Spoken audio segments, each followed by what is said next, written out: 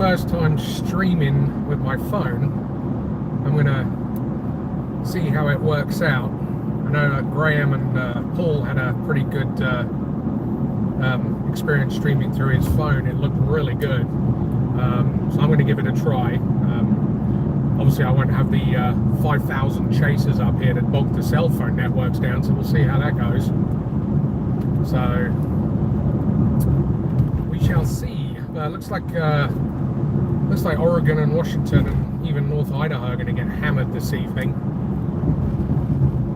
I'm just going through Spokane, Washington right now, or Spookumpton as I like to call it. But hopefully you can hear me over the noise of the road. It's pretty loud.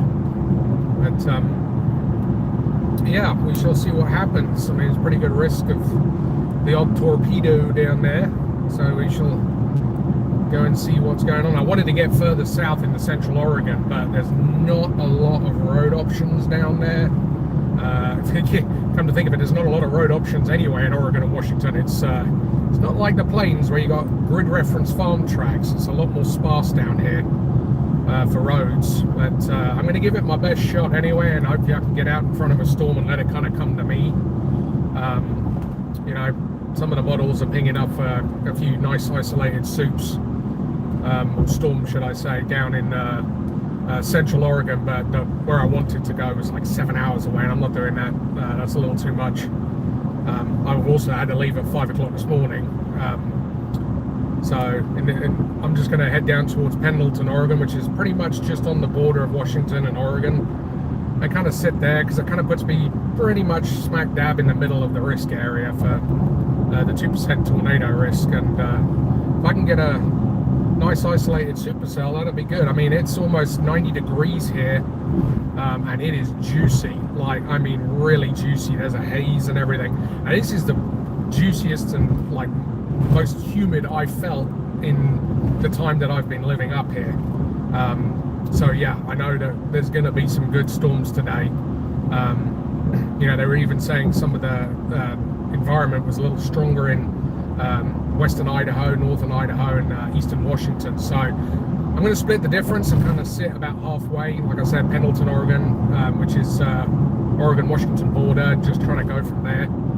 And that gives me a good north-south road option and east-west options as well. So that way I can jump on anything that is in that area.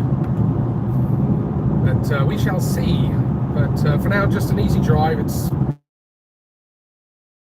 drive, or hours and 59 minutes actually now. So yeah, I'll just give it a go and see how it does. I've never chased up here before. There's a lot of hills, a lot of mountains, although the Cascades are much further west, so I'm just going to be dealing with mainly hilly farmland and terrain. So we'll definitely give it a best shot and see how we do. But yeah, should be an experience for sure. If not, I'll definitely get some lightning, hopefully, as long as it doesn't all cluster out too quickly, which a couple of the model runs did show the soups lasting maybe an hour, hour and a half, and then it all kind of turns into a big old mush. So we shall see.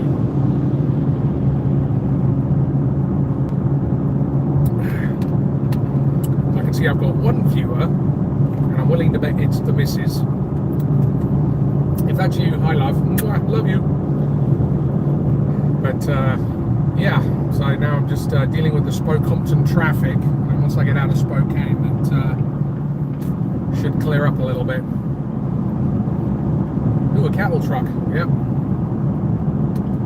But well, actually, the wife and I will actually be coming out this way next weekend for the Fairchild Air Show. Not a huge air show, but F-15 demo will be there, F-16 Viper demo, so there'll be some fast movers, P-51 Mustang, Microjet, they're going to be there. So yeah, it should be a nice little day out for us both. And then in July we're doing Oshkosh, 6 days of jets. Oh, I can't wait, and the Red Arrows, of course. So, but yeah, I can't wait to see them. I haven't seen them since 2007.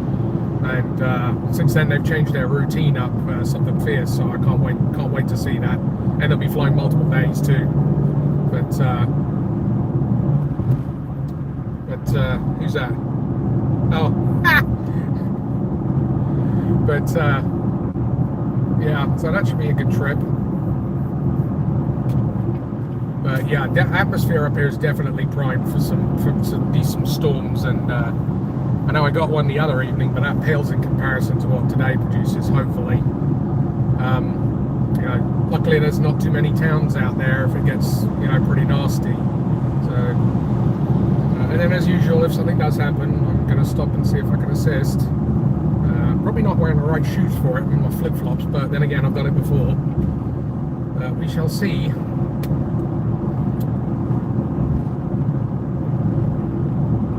Yeah, it's 85 degrees right now here near Spokane International Airport. There's my angel. I see her. She just said, "Hi, love." Mwah, back to you too. So, sorry, Tom. I know you're not the missus. But, yeah.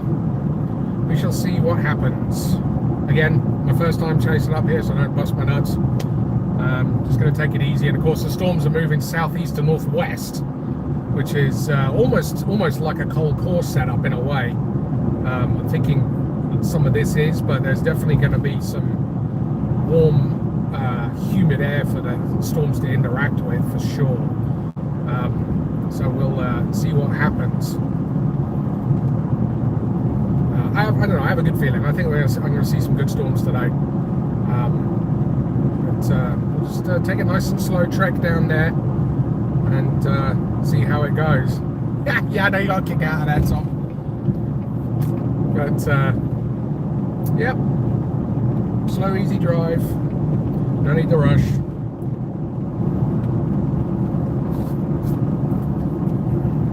Yeah, definitely different than chasing the plains up here. This was, if I had to compare it to anything, this would be like chasing Arkansas, Missouri. Once you start getting into all the hills and forests and everything, but the further south I go and west, it's a little bit more like the plains. I'd probably compare it to like South Dakota, rolling hills, you know, green fields.